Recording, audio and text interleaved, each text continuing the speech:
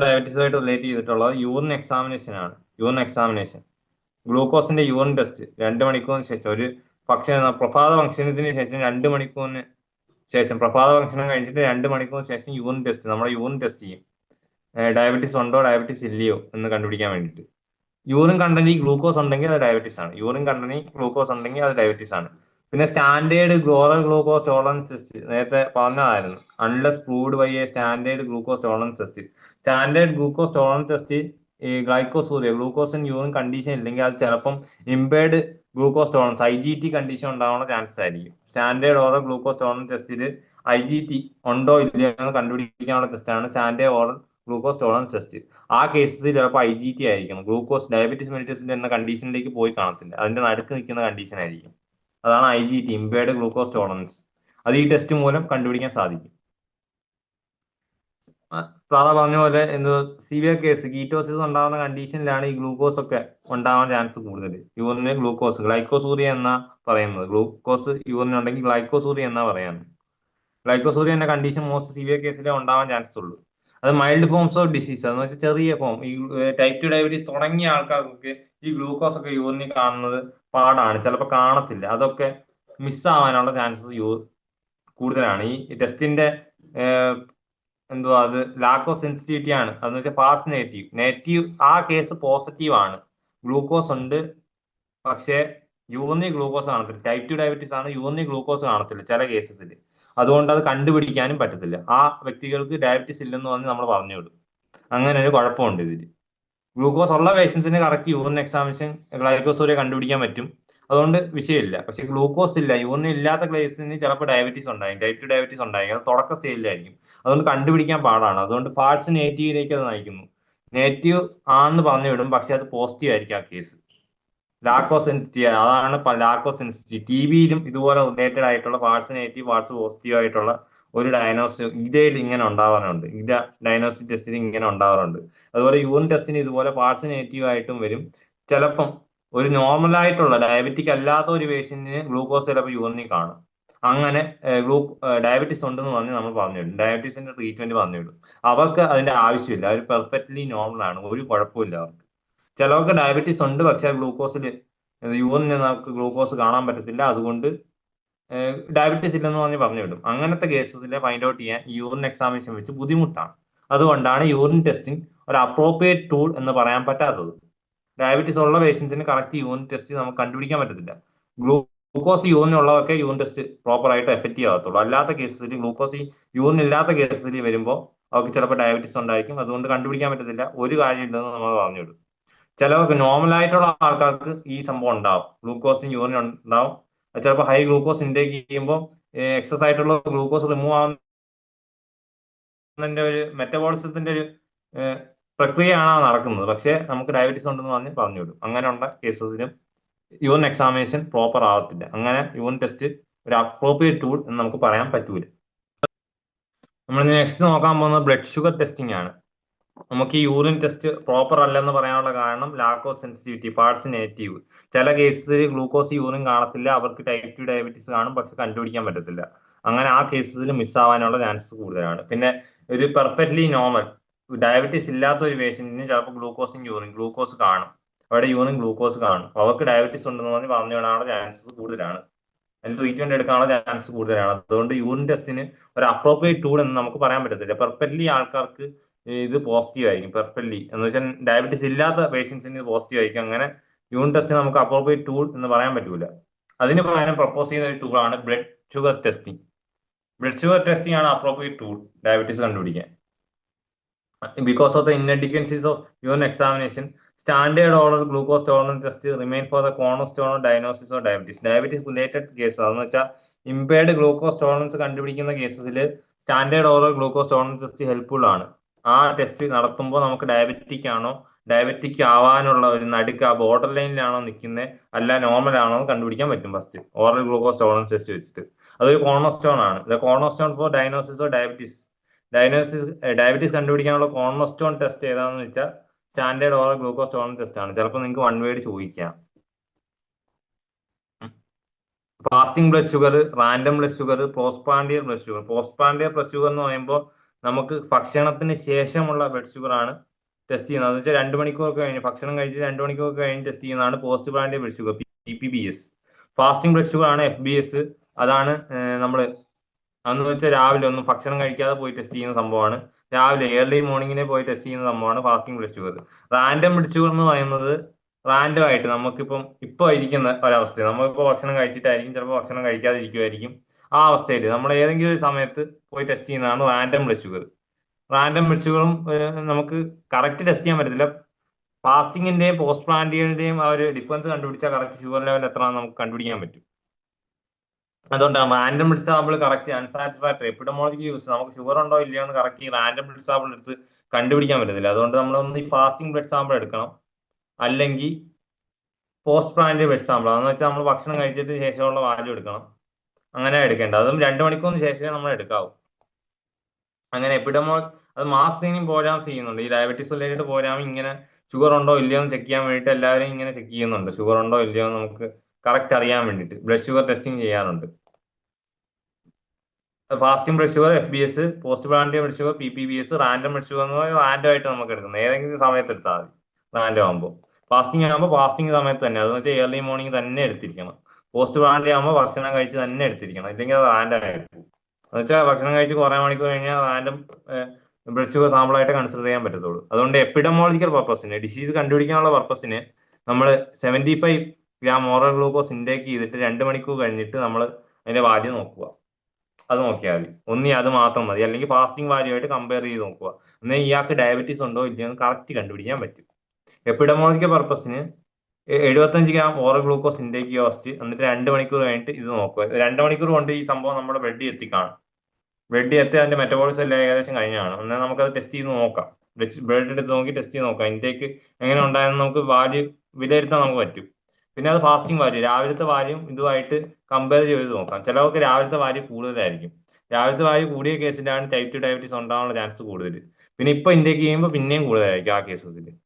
രാവിലത്തെ വാല്യൂ കുറവ് ഇപ്പോഴത്തെ ഓക്കെ ആണെങ്കിൽ, നോർമൽ ലെവലിൽ ഒക്കെ തന്നെ ആണെങ്കിൽ ആ കേസ് നോർമലാണ്, ഡയബറ്റീസ് കാണത്തില്ല, നോർമൽ പേഷ്യന്റ് ആണ്, ഒരു കുഴപ്പവും കാണത്തില്ല. ഡയബറ്റീസ് എന്ന് പറഞ്ഞ കണ്ടീഷനെ കാണത്തില്ല. ഇനി ഡയബറ്റീസിൽ കുറച്ച് ടാർഗറ്റ് പോപ്പുലേഷൻ നമുക്ക് ടാർഗറ്റ് ചെയ്യാൻ പറ്റുന്നുണ്ട്. നമ്മളൊരു പ്രോഗ്രാമിലോട്ട്, നമുക്ക് ഡയബറ്റീസ് റിലേറ്റഡ് പ്രോഗ്രാമിലോട്ട് ചെയ്യുമ്പോൾ ഈ പോപ്പുലേഷനെ ടാർഗറ്റ് ചെയ്താൽ നമുക്ക് പെട്ടെന്ന് ഡയബറ്റീസ് ഉണ്ടോ ഇല്ലയോ, അല്ലെങ്കിൽ നമുക്ക് ഹയർ ഗ്രൂപ്പ് ഡയബറ്റീസിലോട്ട് പോകുന്ന ആ അവസ്ഥയിലാണോ നമുക്ക് കാണിച്ച് കാറ്റഗറൈസ് ചെയ്യാൻ പറ്റും. കുറച്ച് ടാർഗറ്റ് പോപ്പുലേഷൻ ഉണ്ട്. നമ്മൾ ഈ പോപ്പുലേഷൻ ടാർഗറ്റ് ആയിട്ടാണ് വെക്കുന്നത്. ഈ പോപ്പുലേഷനൊക്കെ കവർ ചെയ്താൽ നമുക്ക് ഏകദേശം ഡയബറ്റീസ് ഉള്ള പോപ്പുലേഷൻ കവർ ചെയ്യാൻ പറ്റിയിരിക്കും. അത് ഹൈ റിസ്ക് ഗ്രൂപ്പ്, ഡയബറ്റീസിന്റെ ഹൈ റിസ്ക് ഗ്രൂപ്പ് ആണ് പറയുന്നത്. ഇവർക്കൊക്കെ ഡയബറ്റീസ് ഉണ്ടാവാനുള്ള ചാൻസ് വളരെ വളരെ കൂടുതലാണ്. അതാണ് പ്രൈമോഡിയൽ പ്രിവെൻഷൻ. എന്ന് വെച്ചാൽ ഇവർക്ക് ഡയബറ്റീസ് വരാനുള്ള കണ്ടീഷനെ നമുക്ക് പ്രിവെന്റ് ചെയ്ത് നിർത്താം. വെച്ചാൽ പ്രൈമറി പ്രിവെൻഷനെക്കാട്ടിലും മുന്നേ ചെയ്യുന്ന ഒരു പരിപാടിയാണ് പ്രൈമോഡിയൽ പ്രിവെൻഷൻ. ഡയബറ്റീസ് വരാനുള്ള ചാൻസ് നമുക്ക് അവോയ്ഡ് ചെയ്യാം. ഹൈ റിസ്ക് ഗ്രൂപ്പ്സ് എന്ന് പറയുന്നത് first age group 40 and over, അവർക്ക് ടൈപ്പ് 2 ഡയബറ്റീസ് ആണ്. അതെന്ന് വെച്ചാൽ മിഡിൽ ഏജ് ഉള്ളവർക്ക് ടൈപ്പ് 2 ഡയബറ്റീസ് എന്തുമായാലും ഒക്കെ അറിയാനുള്ള ചാൻസ് ഉണ്ട്. അവരുടെ ഏജിങ് റിലേറ്റഡ് ഇഷ്യൂ ആയിട്ട് വരാം. അങ്ങനെ ഡയബറ്റീസ് ഉണ്ടാവാനുള്ള ചാൻസ് ഉണ്ട്. അങ്ങനെ അതൊരു ഹൈ റിസ്ക് ഗ്രൂപ്പാണ് മിഡിൽ ഏജ് ഉള്ളവർക്ക്. പിന്നെ ഡയബറ്റീസ് ഉള്ള ഫാമിലി ഹിസ്റ്ററി ഉള്ളവർക്ക്, എന്ന് വെച്ചാൽ നേരത്തെ ഒരു അമ്മയ്ക്കോ അച്ഛനോ ഡയബറ്റീസ് ഉള്ളവർക്ക്, അവർക്ക് അവരുടെ വേറെ കിടാങ്ങൾക്കൊക്കെ ഡയബറ്റീസ് ഉണ്ടാവാനുള്ള ചാൻസ് ഉണ്ട്. അങ്ങനെ അതൊരു ടാർഗറ്റ് പോപ്പുലേഷൻ ആയിട്ട് നമ്മൾ ഒരു പ്രോഗ്രാം വെക്കുമ്പോൾ ടാർഗറ്റ് ചെയ്യണം. ഞാൻ പറഞ്ഞില്ലേ, ഒബീസിറ്റിയും ഡയബറ്റീസുമായിട്ട് ഡയറക്റ്റ് ഒരു കണക്ഷൻ ഉണ്ട്. അതുകൊണ്ട് ഒബീസ് പേഷ്യൻസിനെ പ്രത്യേകം നമ്മൾ കാറ്റഗറൈസ് ചെയ്യുന്നു. ഒബീസ് പേഷ്യൻസ് ഉള്ളവർക്ക് ഡയബറ്റീസ് ഉണ്ടാവാനുള്ള ചാൻസ് ഉണ്ട്, ഹൈപ്പർ ടെൻഷൻ ഉണ്ടാവാൻ ചാൻസ് ഉണ്ട്, അങ്ങനെ സ്ട്രോക്കിലേക്കൊക്കെ പോകാം, അങ്ങനെ മരിച്ചു പോകാനുള്ള ചാൻസ് കൂടുതലാണ്. അവരെ പ്രത്യേകം നമുക്ക് ടാർഗറ്റ് ചെയ്യണം. പിന്നെ woman who had A baby waiting more than 4.5 kilogram, birth wait കൂടുതലുള്ള ജസ്റ്റേഷൻ ഡയബറ്റീസ് മെലിറ്റസ് ഉള്ള കണ്ടീഷനിലാണ് ബർത്ത് വെയിറ്റ് കൂടുതൽ. അങ്ങനെ ആ കണ്ടീഷൻ നമുക്കൊരു ടാർഗറ്റ് പോപ്പുലേഷൻ ആയിട്ട് കൺസിഡർ ചെയ്യുന്നു. ആ ബേബി ഉള്ള വുമണും ബേബിക്കും ഉണ്ടാവാനുള്ള ടൈപ്പ് 2 ഡയബറ്റീസ് ഉണ്ടാവാനുള്ള ചാൻസസ് കൂടുതലാണ്. ബർത്ത് വെയിറ്റ് കൂടുതലായിരിക്കുമ്പോൾ പിന്നെ നമുക്ക് ബർത്ത് വെയിറ്റ് കുറഞ്ഞ് ചിലപ്പോൾ പിന്നെയും കൂടി ഒബീസിറ്റി ടൈപ്പ് 2 ഡയബറ്റീസ് ഉണ്ടാവാനുള്ള ചാൻസ് ഉണ്ട്. അതൊരു ഒബീസ് കേസാണ് പറയേണ്ടിയിരിക്കുന്നു. പിന്നെ പ്രഗ്നൻസി കഴിഞ്ഞ് വെയിറ്റ് കൂടുന്ന അവസ്ഥ woman who show gain of weight in excess during pregnancy ഉള്ള സമയത്ത് വെയിറ്റ് കൂടുന്ന അവസ്ഥ, അത് ജസ്റ്റേഷൻ ഡയബറ്റീസ് മെലിറ്റസിന്റെ ഉദാഹരണമാണ്. ആ കേസസിൽ നമ്മൾ ടാർഗറ്റ് പോപ്പുലേഷൻ ആയിട്ട് അത് ഡയബറ്റീസ് പ്രിവെന്റ് ചെയ്യാനുള്ള മാർഗങ്ങൾ നമുക്ക് ചെയ്യണം. അതൊരു ഹൈസ് ഗ്രൂപ്പായിട്ട് തന്നെ കൺസിഡർ ചെയ്യണം. പിന്നെ പേഷ്യന്റ് വിത്ത് ആത്തറോസ്ക്ലെറോസിസ്, ഞാൻ പറഞ്ഞില്ലയോ, സീറം കൊളസ്ട്രോൾ കൂടുമ്പോൾ ഒബീസിറ്റി കൂടും, അങ്ങനെ ആത്തറോസ്ക്ലെറോസിസ് ഒക്കെ ഉണ്ടാവും. ആത്തറോസ്ക്ലെറോസിസ് ഉണ്ടാവുമ്പോൾ ഹൈപ്പർ ടെൻഷൻ BP ഒക്കെ കൂടാം. അങ്ങനെ ആ പേഷ്യൻസ് ആത്തറോസ്ക്ലെറോസിസ് എന്ന് പറയുമ്പോൾ ആർട്ടറിയിലൊക്കെ ഫാറ്റ് അടിഞ്ഞു കൂടുന്ന അവസ്ഥ, ഫാറ്റ് LDL മെയിൻ ആയിട്ട് LDL അടിഞ്ഞു കൂടുന്ന അവസ്ഥ, അതാണ് ആത്തറോസ്ക്ലെറോസിസ്. ആർട്ടറി ഒക്കെ ഫാറ്റ് അടിഞ്ഞു കൂടുന്ന അവസ്ഥ എന്ന് വെച്ചാൽ LDL മെയിൻ ആയിട്ട് ലോ ഡെൻസിറ്റി ലൈപ്പോപ്രോട്ടീൻ അടിഞ്ഞു കൂടുന്ന അവസ്ഥ. അവർക്ക് എന്തുവായാലും സീറം കൊളസ്ട്രോൾ കൂടുതലായിരിക്കും. അങ്ങനെ ഒബീസിറ്റി ഉണ്ടാവാനുള്ള ചാൻസ് ഉണ്ട്, അങ്ങനെ ഡയബറ്റീസ് ഉണ്ടാവാനുള്ള ചാൻസ് ഉണ്ട്. അത് ടാർഗറ്റ് പോപ്പുലേഷൻ ആയിട്ട് നമ്മൾ കൺസിഡർ ചെയ്തേണ്ടിയിരിക്കുന്നു. ഇനി നമ്മൾ അടുത്ത് നോക്കാൻ പോകുന്നത് പ്രിവെൻഷൻ, ഡയബറ്റീസ് എങ്ങനെ പ്രിവെന്റ് ചെയ്യാം. നമ്മൾ ഫസ്റ്റ് ഹൈറിസ്ക് ഗ്രൂപ്പിന്റെ കേസായിരുന്നു പറഞ്ഞത്, പ്രൈമറി പ്രിവെൻഷന് മുമ്പത്തെ കാര്യമാണ് പ്രൈമറി പ്രിവെൻഷൻ. ഏതൊക്കെ ഹൈറിസ്ക് ഗ്രൂപ്പിന് ഡയബറ്റീസ് വരാനുള്ള ചാൻസസ് നമ്മൾ പറഞ്ഞിരുന്നു. നെക്സ്റ്റ് നമ്മൾ നോക്കാൻ പോകുന്നത് പ്രിവെൻഷൻ ഓഫ് ഡയബറ്റീസ് എങ്ങനെ പ്രിവെന്റ് ചെയ്യാം. മെയിൻ ആയിട്ട് ഹൈപ്പർ ടെൻഷൻ കൂടുതൽ തന്നെ ഡയബറ്റീസിന് 2 സ്ട്രാറ്റജി ഉണ്ട് പ്രൈമറി പ്രിവെൻഷന്. ഫസ്റ്റ് പോപ്പുലേഷൻ സ്ട്രാറ്റജി, ഒരു ഇന്ന പോപ്പുലേഷനെ നമുക്കൊരു ഡയബറ്റീസ് പ്രിവെന്റ് ചെയ്യാൻ വേണ്ടിയിട്ട് നമുക്ക് എന്തൊക്കെ കാര്യങ്ങൾ ചെയ്യാം, അതാണ് ഈ പോപ്പുലേഷൻ സ്ട്രാറ്റജി വരുന്നത്. പിന്നെ ഹൈ റിസ്ക് സ്ട്രാറ്റജി, ഞാൻ ഈ നേരത്തെ പറഞ്ഞ ഹൈ റിസ്ക് ഗ്രൂപ്പുകളെ മാത്രം കോൺസെൻട്രേറ്റ് ചെയ്തിട്ടുള്ള സ്ട്രാറ്റജി, ഒരു പ്രൈമറി പ്രിവെൻഷൻ സ്ട്രാറ്റജിയാണ് ഹൈ റിസ്ക് സ്ട്രാറ്റജി. അത് ഹൈ റിസ്ക് ഗ്രൂപ്പുകൾ മാത്രമേ എടുത്തുള്ളൂ. മറ്റേ പോപ്പുലേഷൻ ആകുമ്പോൾ ജനറൽ പോപ്പുലേഷൻ കമ്മ്യൂണിറ്റി നമുക്ക് എന്തൊക്കെ ചെയ്യാം, ഡയബറ്റീസ് പ്രിവെൻഷന് വേണ്ടി എന്തൊക്കെ ചെയ്യാനുള്ള കാര്യമാണ്. പക്ഷെ ഈ 2 സ്ട്രാറ്റജിയിലും ടൈപ്പ് 1 ഡയബറ്റീസിന് ഒരു സംഭവം നമുക്ക് പറയാൻ പറ്റൂല. കാരണം ടൈപ്പ് 1 ഡയബറ്റീസ് ഇൻസുലിൻ എന്ന് പറഞ്ഞ സംഭവം ഇല്ല. നമുക്ക് ഒരു പ്രിവെൻഷനും നമുക്ക് പ്രിവെന്റീവ് മെത്തേഡ് ചെയ്യാൻ പറ്റില്ല, അവർക്ക് ഇൻസുലിൻ കൊടുത്തേ ഒക്കത്തുള്ളൂ. അതൊരു ഓട്ടോ ഇമ്മ്യൂൺ ഡിസോർഡറിന്റെ കാറ്റഗറി ആയിട്ടായിരുന്നു നിന്നത്. അത് ഇൻസുലിൻ കൊടുക്കാതെ അത് വേറെ ഒരു പ്രിവെൻഷൻ മെത്തേഡ് വേറെ നമുക്ക് പറയാനില്ല. അവർക്ക് ഇൻസുലിന്റെ ആവശ്യമുണ്ട്, അവർക്ക് ബ്ലഡ് ഇൻസുലിൻ എന്ന് പറഞ്ഞ സംഭവം കാണത്തില്ല, അതുകൊണ്ട് ഇൻസുലിൻ നമുക്ക് ഇഞ്ചെക്ട് ചെയ്യേണ്ടി വരും. അതുകൊണ്ട് അതിന്റെ പ്രൈമറി പ്രിവെൻഷൻ ലിമിറ്റഡ് ആണ്, ഹൈ റിസ്ക് സ്ട്രാറ്റജിയും ലിമിറ്റഡ് ആണ്. പ്രൈമറി പ്രിവെൻഷൻ ടൈപ്പ് 1 ഡയബറ്റീസിന് പ്രത്യേകിച്ച് പറയാനൊന്നുമില്ല. പക്ഷെ ടൈപ്പ് 2 ഡയബറ്റീസിന് ഞാൻ നേരത്തെ പറഞ്ഞ environment risk factor, chemical stress agents, diet, പിന്നെ ഡയറ്ററി ഫൈബർ നമ്മൾ ഇൻടേക്ക് ചെയ്യുന്നത് പ്രൊമോട്ട് ചെയ്യണം.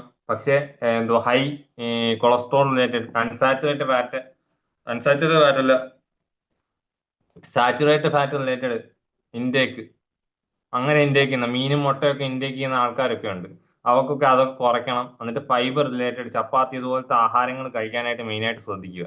അതൊക്കെയാണ് ഒരു പ്രിവെൻഷൻ സ്ട്രാറ്റജി. പിന്നെ ഹെൽത്തി ന്യൂട്രീഷൻ ഹാബിറ്റ്, ഒരു ബാലൻസ്ഡ് ഡയറ്റ് ആണ് ഏറ്റവും നല്ലത്. ഡയബറ്റീസ് ഉള്ളവർക്ക് കുറച്ച് ചോറ് മാത്രം ഉൾപ്പെടുത്തി വെജിറ്റബിൾസ് ആൻഡ് ഫ്രൂട്ട്സ്, പലതരം വെജിറ്റബിൾസ് ആൻഡ് ഫ്രൂട്ട്സ് ഉൾപ്പെടുത്തി കുറച്ച് ചോറ് മാത്രം കഴിച്ചു വേണം.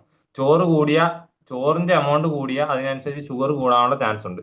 കേരളത്തിൽ അത് നടപ്പാവുന്ന വിഷയമല്ല. കാരണം എന്ന് വെച്ചാൽ ചോറ് നമ്മൾ എല്ലാവരും കഴിക്കുന്ന സംഭവമില്ലേ, മെയിൻ ആയിട്ട് ചോറാണ് ഒരു സദ്യയിലൊക്കെ മെയിൻ ആയിട്ട് ചോറാണ് വരുന്നത്, ഹൈലൈറ്റ് ആയിട്ട് വരുന്നത്. പക്ഷെ ഉത്തരേന്ത്യയിലൊക്കെ അങ്ങനെയല്ല, കുറച്ച് ചപ്പാത്തി, കുറച്ച് ഓരോ വെജിറ്റബിൾസ് കൊണ്ടുള്ള ഓരോ കറി, പലതരം കറിയുണ്ട്, താടിയൊക്കെ പറയത്തില്ലേ, പലതരം കറിയുണ്ട്. അവർക്കൊക്കെ ഷുഗർ വരാനുള്ള ചാൻസസ് കുറവാണ്.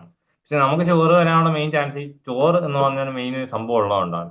അതുകൊണ്ട് ഡയബറ്റീസ് ഉള്ള പേഷ്യൻസിന് ഇടയ്ക്കിടയ്ക്ക് ചോറ് കഴിക്കാൻ കുഴപ്പമില്ല, ഇടയ്ക്കിടയ്ക്ക് കഴിക്കാവും. ഒറ്റയടി ഇൻടേക്ക് ചെയ്ത് അത്രയും ഷുഗർ കൂടും. അതുകൊണ്ട് ഇടയ്ക്കിടയ്ക്ക് കുറേശ്ശെ മാത്രം ചോറ് കഴിക്കുക. പിന്നെ കറികൾ കൂടുതൽ കഴിക്കാൻ നോക്കും, വെജിറ്റബിൾസ് റിലേറ്റഡ് കറി, ഫ്രൂട്ട്സ് ബനാന ഒക്കെ കഴിക്കുന്നത് നല്ലതാണ്, പൊട്ടാസ്യം ഒക്കെ കഴിക്കുന്നത് നല്ലതാണ്, പൊട്ടാസ്യം റിലേറ്റഡ് റിച്ച് ഫുഡ്സ് ഒക്കെ കഴിക്കുന്നത് നല്ലതാണ്. ഡയറ്ററി ഫൈബർ ആണ് നമ്മൾ ഇൻടേക്ക് ചെയ്യാൻ കൂടുതൽ ശ്രമിക്കേണ്ടത് ഡയബറ്റീസ് ഉള്ള പേഷ്യൻസിന്. പിന്നെ പ്രൈമോഡിയൽ പ്രിവെൻഷൻ മെഷേഴ്സ് അതെന്തൊക്കെയാണെന്ന് പറഞ്ഞാൽ normal body weight, obesity maintain ചെയ്ത് നോർമൽ ബോഡി വെയിറ്റിലേക്ക് കൊണ്ടുവരിക. ഫിസിക്കൽ എക്സസൈസിന്റെ കാര്യം തന്നെയാണ്. Adoption of healthy nutrition habit, നേരത്തെ പറഞ്ഞ ബാലൻസ്ഡ് ഡയറ്റ് ഒക്കെ കൊണ്ടുവരാൻ നോക്കുക. കുറേശ്ശെ ആഹാരം കഴിക്കാൻ പാടുള്ളൂ.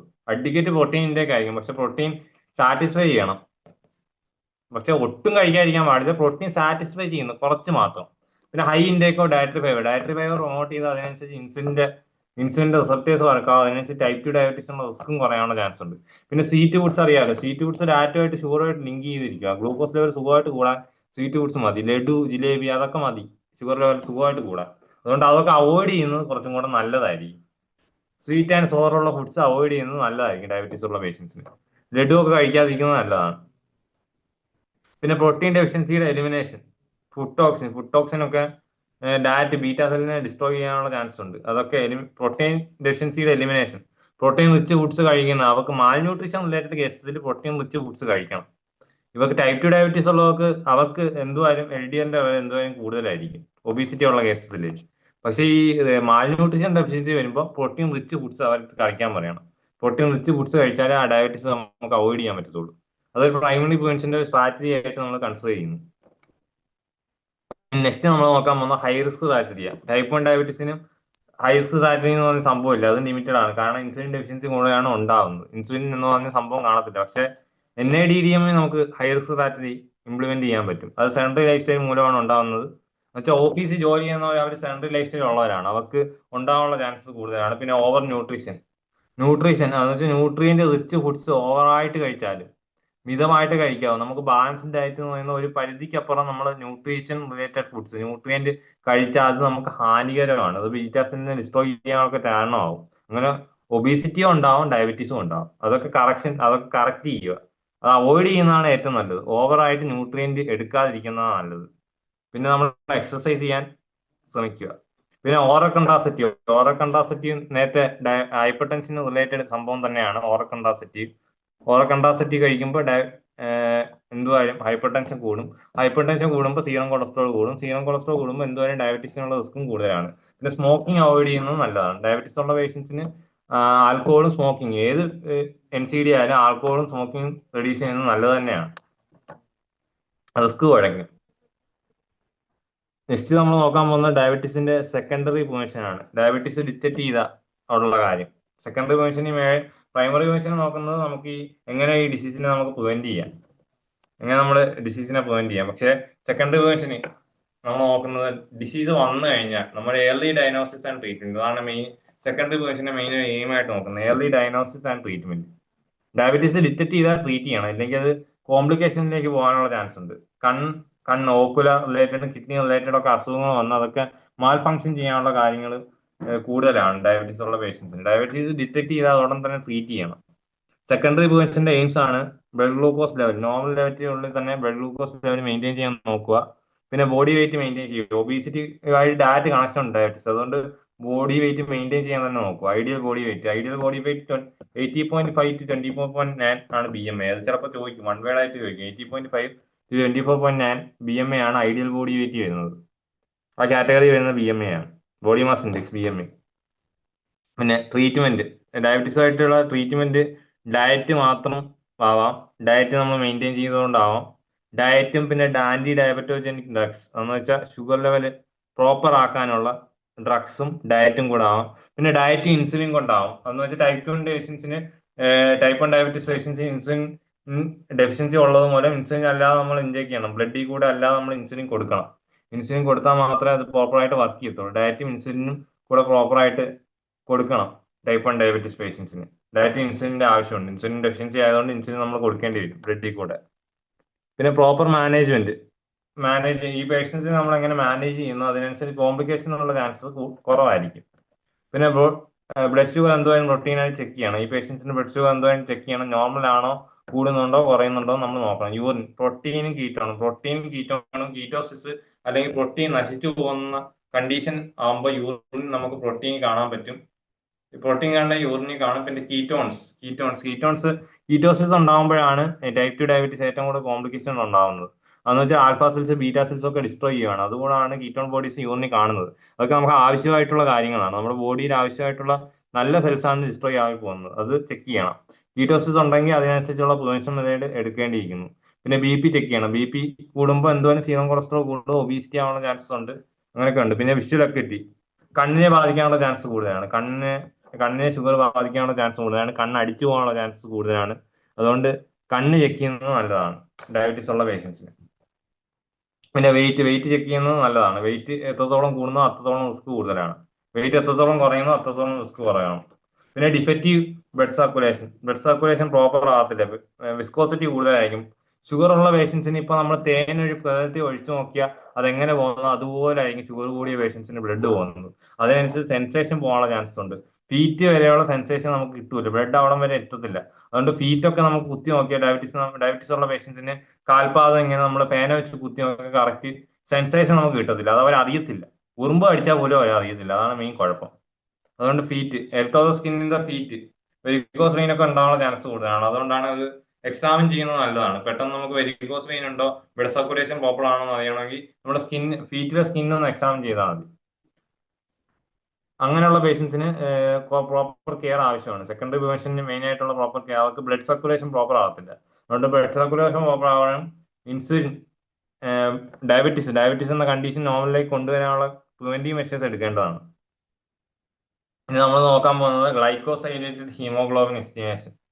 ഗ്ലൈക്കോസൈലേറ്റഡ് ഹീമോഗ്ലോബിൻ എസ്റ്റിമേഷൻ അത് ലോങ് ടൈം ഇൻഡെക്സ് ആണ്. ഗ്ലൂക്കോസ് കൺട്രോളിന്റെ ലോങ് ടൈം ഇൻഡെക്സ് എന്ന് ചോദിച്ചാൽ അത് ഗ്ലൈക്കോസൈലേറ്റഡ് ഹീമോഗ്ലോബിൻ എസ്റ്റിമേഷൻ ആണ്. 6 മാസം കൂടുമ്പോഴാണ് ഇത് എടുക്കുന്നത്. ഗ്ലൈക്കോസൈലേറ്റഡ് ഹീമോഗ്ലോബിൻ എസ്റ്റിമേഷൻ എടുക്കുന്നത് 6 മാസം കൂടുമ്പോഴാണ്. അത് ലോങ് ടൈം ഇൻഡെക്സ് ആണ്, ഗ്ലൂക്കോസ് കൺട്രോളിന്റെ ലോങ് ടൈം ഇൻഡെക്സ് ആണ്. അങ്ങനെ തന്നെ ചോദിക്കും ചിലപ്പോൾ. പിന്നെ ഗ്ലൂക്കോസും ഹീമോഗ്ലോബിനും മിക്സ് ചെയ്തിട്ടാണ് നമ്മൾ ഇത് വാല്യൂ കണക്കാക്കുന്നത്, ലാബിൽ ഇത് കണക്കാക്കുന്നത്. ഗ്ലൂക്കോസും ഗ്ലൈക്കോസൈലേറ്റഡ് HB അങ്ങനെ എങ്ങാണ്ടാണ്, ഗ്ലൈക്കോസൈലേറ്റഡ് HB എന്നാണ് നമ്മൾ ടെസ്റ്റ് ചെയ്യുമ്പോൾ അതിന്റെ വാല്യൂ കാണിക്കുന്നത്. ഗ്ലൈക്കോസൈലേറ്റഡ് HB ഇത്ര വാല്യൂ എന്ന് പറഞ്ഞ് കാണിക്കും. നമ്മൾ ടെസ്റ്റ് ചെയ്യുമ്പോൾ ആ ടെസ്റ്റ് റിപ്പോർട്ടിൽ കാണും ഗ്ലൈക്കോസൈലേറ്റഡ് HB എന്ന് പറഞ്ഞുകൊണ്ട്. HbA1c എന്നും പറയാം, HbA1c അതാണ് ടെസ്റ്റ് ചെയ്യുന്നത് മെയിൻ ആയിട്ട്. അത് ഗ്ലൂക്കോസും ഹീമോഗ്ലോബിനും കൂടെ സർട്ടൻ ഫംഗ്ഷൻ കോംപ്ലക്സ് ചെയ്തിട്ടുള്ള ഓരോ ടെസ്റ്റ് പ്രകാരം കറക്റ്റ് നമുക്ക് ബ്ലഡ് ഗ്ലൂക്കോസ് വാല്യൂ എങ്ങനെയാണെന്ന് അറിയാൻ പറ്റും. അതുകൊണ്ടാണ് അത് എങ്ങനെ നമുക്ക് പ്രിവെന്റ് ചെയ്യാം, അത് കൂടുതലാണോ കുറവാണോ എന്ന് കറക്റ്റ് കണ്ടുപിടിക്കാൻ പറ്റും. അതിനും ഭേദമാണ് ബ്ലഡ് ഷുഗർ നമ്മൾ ടെസ്റ്റ് ചെയ്ത് നോക്കുക എന്നുള്ളത്. ഇത് ഹാഫ് ഇയർലി ഇന്റർവെൽസ് 6 മാസം കൂടുമ്പോൾ ഗ്ലൂക്കോസ് കുറയുന്നുണ്ടോ കൂടുന്നുണ്ടോ എന്ന് കറക്റ്റ് ഇത് അറിയാൻ പറ്റും. 6 മാസം കൂടുമ്പോൾ ചെക്ക് ചെയ്യുന്ന ടെസ്റ്റാണ് ഗ്ലൈക്കോസൈലേറ്റഡ് ഹീമോഗ്ലോബിൻ എസ്റ്റിമേഷൻ. ഹീമോഗ്ലോബിന് എത്രത്തോളം ഷുഗർ കണ്ടന്റ് ഉണ്ട് എന്നാണ് മെയിൻ ആയിട്ട് ചെക്ക് ചെയ്ത് നോക്കുന്നത് ഈ ടെസ്റ്റ് മുഖാന്തരം. ഇനി സെൽഫ് കെയർ, ഡയബറ്റീസ് ഉള്ള പേഷ്യൻസിന് അവരവർ തന്നെ കെയർ ചെയ്യേണ്ടത് അത്യന്താപേക്ഷിതമാണ്. അത് സെക്കൻഡറി പേഷ്യന്റിലെ ക്രൂഷ്യൽ എലമെന്റ് തന്നെയാണ്. അവർ തന്നെ അവരുടെ യൂറിൻ തന്നെ ചെക്ക് ചെയ്യുക. അവർ തന്നെ യൂറിൻ ചെക്ക് ചെയ്യുമ്പോൾ ഗ്ലൂക്കോസ് ഉണ്ടെങ്കിൽ അറിഞ്ഞാൽ അപ്പോൾ ഒരു പതഞ്ഞ ഒരു അപ്പിയറൻസ് ആയിരിക്കും യൂറിനുള്ളത്. ഗ്ലൂക്കോസ് ഉള്ള പേഷ്യൻസിന് ഒരു പതഞ്ഞ ഒരു അപ്പിയറൻസ് ആയിരിക്കും, അല്ല വെള്ളം പോലെ ആയിരിക്കത്തില്ല. പിന്നെ ബ്ലഡ് ഗ്ലൂക്കോസ് മോണിറ്റർ ചെയ്യുന്നത് നല്ലതാണ്. ബ്ലഡ് ഗ്ലൂക്കോസ് ഇപ്പോൾ അതായത് മോണിറ്റർ ചെയ്യുന്ന മെഷീൻസ് ഒക്കെ ഉണ്ടല്ലോ, അതായത് ബ്ലഡ് ഗ്ലൂക്കോസ് മോണിറ്റർ ചെയ്യുന്നത് നല്ലതാണ്. പിന്നെ അവോയ്ഡൻസ് ഓഫ് ആൽക്കോഹോൾ സ്മോക്കിംഗ് ഒക്കെ അവോയ്ഡ് ചെയ്യുന്നത് നല്ലതാണ്. ഒപ്റ്റിമം വെയിറ്റ്, ഒബീസിറ്റി കൂടുന്നതനുസരിച്ച് ഡയബറ്റീസ് ഉണ്ടാവാനുള്ള ചാൻസും കൂടും. ഒപ്റ്റിമം വെയിറ്റ് മെയിൻറ്റെയിൻ ചെയ്യുന്നത് നല്ലതാണ്. പിന്നെ പീരിയോഡിക് ചെക്കപ്പ് 6 മാസം കൂടുമ്പോൾ തന്നെ ഗ്ലൈക്കോസൈലേറ്റഡ് ഹീമോഗ്ലോബിൻ എസ്റ്റിമേറ്റ് ചെയ്യുക. അല്ലാതെ പീരിയോഡിക് മാസം തോറും തന്നെ നമ്മൾ ഡയബറ്റീസ് ഉണ്ടോ ഇല്ലയോ നമ്മൾ fasting blood sugar, random blood sugar ഒക്കെ ചെക്ക് ചെയ്യുന്നത് നല്ലതാണ്. പിന്നെ symptom associate with glycosuria hypoglycaemia. Glycosuria hypoglycaemia ഉണ്ട സമയത്ത് എന്ന് വെച്ചാൽ യൂറിൻ കണ്ടന്റ് ഗ്ലൂക്കോസ് ഉള്ളപ്പോൾ നമുക്ക് അതിന്റെ അറിയാൻ പറ്റും, അറിയാൻ പറ്റും. ഹൈപ്പോഗ്ലൈസിമിക് പേഷ്യൻസ്, അതായത് ഷുഗർ വാല്യൂ കൂടുമ്പോൾ നമുക്ക് കുറെ തളർച്ചയൊക്കെ ഉണ്ടാകാനുള്ള ചാൻസ് കൂടുതലാണ്. നമ്മൾ തളർന്നു പോകുന്ന കണ്ടീഷനൊക്കെ ഉണ്ടാകാം. എന്ന് വെച്ചാൽ ഭയങ്കര ക്ഷീണമായിരിക്കും ആ പേഷ്യൻസിന്. അതൊക്കെ നമ്മൾ ഇതൊക്കെ നോക്കി നമ്മൾ തന്നെ ഷുഗർ ലെവൽ പെട്ടെന്ന് തന്നെ ചെക്ക് ചെയ്ത് നോക്കേണ്ട ആവശ്യങ്ങൾ ഉണ്ട്. ഡയബറ്റീസ് ഉണ്ടോ ഇല്ലയോ എന്ന് കൺഫേം ചെയ്യാൻ നന്നായിരിക്കും. ഡയബറ്റീസ് എങ്ങനെ കൂടിയോ, അതിന്റെ ലെവൽ കൂടിയോ കുറഞ്ഞോ എന്ന് നോക്കുന്നത് നന്നായിരിക്കും. ഈ സെക്കൻഡറി പ്രിവെൻഷന്റെ ഒരു ക്രൂഷ്യൽ എലമെന്റ് തന്നെയാണ് സെൽഫ് കെയർ. ഇനി ഡയബറ്റീസിന്റെ ടെറിഷറി പ്രിവെൻഷൻ, സെക്കൻഡറി പ്രിവെൻഷൻ നമ്മൾ നേരത്തെ നോക്കിക്കൊണ്ടിരുന്നത് ഏർലി ഡയഗ്നോസിസ് ട്രീറ്റ്മെന്റ്, അതാണ് മേജർ ആയിട്ട് സെക്കൻഡറി പ്രിവെൻഷന്റെ എയിം ആയിട്ട് വരുന്നത്. പക്ഷെ ടെറിഷറി പ്രിവെൻഷൻ ഈ ഡിസേബിലിറ്റി എന്ന കണ്ടീഷൻ എത്രത്തോളം നമുക്ക് ലിമിറ്റ് ചെയ്യാൻ പറ്റും, ഡിസേബിലിറ്റി ലിമിറ്റ് ചെയ്ത് എത്രത്തോളം ഒരു നോർമൽ ലൈഫിലേക്ക് വരും എന്ന് എത്രത്തോളം എഫക്റ്റീവ് അല്ല, പക്ഷെ എങ്ങനെ ഡിസേബിലിറ്റി എങ്ങനെ കോംപ്ലിക്കേഷൻ എങ്ങനെ പ്രിവെന്റ് ചെയ്യുക, അതാണ് ടെറിഷറി പ്രിവെൻഷന് മെയിൻ ആയിട്ട് നോക്കേണ്ടത്. ഡയബറ്റീസ് ഞാൻ ആദ്യം പറഞ്ഞുകൊണ്ട് കണ്ണിനെ ബാധിച്ച് അങ്ങനെ ബ്ലൈൻഡ്നെസ് ഉണ്ടാവും, കണ്ണടിച്ചു പോയി ബ്ലൈൻഡ്നെസ് ഉണ്ടാവാനുള്ള ചാൻസസ് കൂടുതലാണ്. കിഡ്നി ഫെയിലിയർ ആവും, കിഡ്നിക്കകത്ത് ഈ ഷുഗർ അരിപ്പായിട്ടായിരിക്കുമ്പോൾ ഉണ്ടാവുന്ന കണ്ടീഷൻ ആയിരിക്കും കിഡ്നിക്ക് ഉണ്ടാവുന്നത്. കിഡ്നി അന്ന് സുഖമായിട്ട് ഫെയിലിയർ ആവാനുള്ള ചാൻസ് ഉണ്ട്. കൊറോണറി തോംബോസിസ്, കൊറോണറി ആർട്ടറി പൊട്ടിപ്പോവാനും അങ്ങനെ തോംബോസിസ് ബ്ലഡ് ക്ലോട്ട് ഉണ്ടാവാനുള്ള ചാൻസസ് കൂടുതലാണ്. അങ്ങനെ കാർഡിയോവാസ്കുലർ ഡിസീസ് ഉണ്ടാവും, ഹൃദയത്തെ ബാധിക്കും പിന്നെ ഹാർട്ട് അറ്റാക്ക് ഉണ്ടാവാനുള്ള ചാൻസസ് കൂടുതലാണ്. പിന്നെ ഗ്യാസ് ഗ്യാങ്ങിങ് എന്ന് വെച്ചാൽ ഗ്യാസ് ഉണ്ടാവാനുള്ള ചാൻസ് കാണുന്നതാണ്. അതുകൊണ്ട് ലോവർ എക്സ്ട്രീമിറ്റി ഗ്യാസ് ഗ്യാങ്ലിംഗ് ഉണ്ടാവാനുള്ള ചാൻസസ് കൂടുതലാണ് ഡയബറ്റീസ് ഉള്ളവർക്ക്. അതിന്റെ കോംപ്ലിക്കേഷൻസ് ആണ് മേജർ ടെറിഷറിയിലോട്ട് പോയാൽ, എന്ന് വെച്ചാൽ ഡിസേബിലിറ്റി ലിമിറ്റേഷൻ എന്ന് പറയുമ്പോൾ ഈ ബ്ലൈൻഡ്നെസ് നമ്മൾ എങ്ങനെയെങ്കിലും പ്രിവെന്റ് ചെയ്യാൻ നോക്കണം, അല്ലെങ്കിൽ അത് ഭയങ്കര പ്രശ്നമാവും. പിന്നെ കൊറോണറി തോംബോസിസ്, ഗ്യാങ്ലിംഗ്, അതിന് എതിരായിട്ടുള്ള കാര്യങ്ങളാണ് നമ്മൾ ചെയ്യേണ്ടത്. അതിന്റെ മെയിൻ ഒബ്ജക്റ്റീവ് എന്ന് പറയുന്നത് സ്പെഷ്യലൈസ്ഡ് ക്ലിനിക്, ഡയബറ്റിക്സ് റിലേറ്റഡ് ക്ലിനിക്കും പിന്നെ അതിനനുസരിച്ചുള്ള മാനേജ്മെന്റും ഡയഗ്നോസ്റ്റിക് സ്കില്ലും ഇതൊക്കെ പെട്ടെന്ന് കണ്ടുപിടിക്കാനുള്ള ഡിസേബിലിറ്റി എങ്ങനെ ലിമിറ്റ് ചെയ്യാം, ഇതിന്റെ എന്തൊക്കെ സർജറി ചെയ്യാം. ഡയബറ്റീസ് ഉള്ളവർക്ക് ചിലപ്പോൾ കാലൊക്കെ മുറിക്കേണ്ടി വരും. അതൊരു ടെറസ്യൽ പോയിന്റാണ്. പിന്നെ ബാക്കിയുള്ള ഓർഗൻസിനൊന്നും കോട്ടം വരാത്ത രീതിയിൽ നമ്മൾ കാല് മുറിക്കേണ്ടി വരും. കാല് മുറിക്കുമ്പോൾ അഫക്റ്റഡ് ആയിട്ടുള്ള ഓർഗൻസ് ആണ് നമ്മൾ മുറിക്കുന്നത്. അഫക്റ്റഡ് ആവാത്ത ഓർഗൻസിലേക്ക് ഇത് പടരാതിരിക്കാൻ വേണ്ടിയിട്ടാണ് മെയിൻ ആയിട്ട് ഇത് ചെയ്യുന്നത്. ഇവർക്കൊക്കെ കിഡ്നി ഫെയിലിയർ ഉണ്ടാകുമ്പോൾ കുറെ അല്ലറ ചില്ലറ ബാക്ടീരിയൽ ഇൻഫെക്ഷൻസ് ഉണ്ടായി കാലൊക്കെ മുറിക്കേണ്ട ഒരു അവസ്ഥ വരും. അത് ലിമിറ്റ് ചെയ്യാൻ നമ്മൾ നോക്കുക. ഡയബറ്റീസ് വരാതിരിക്കാനാണ് നമ്മൾ മെയിൻ ആയിട്ട് നോക്കേണ്ടത്.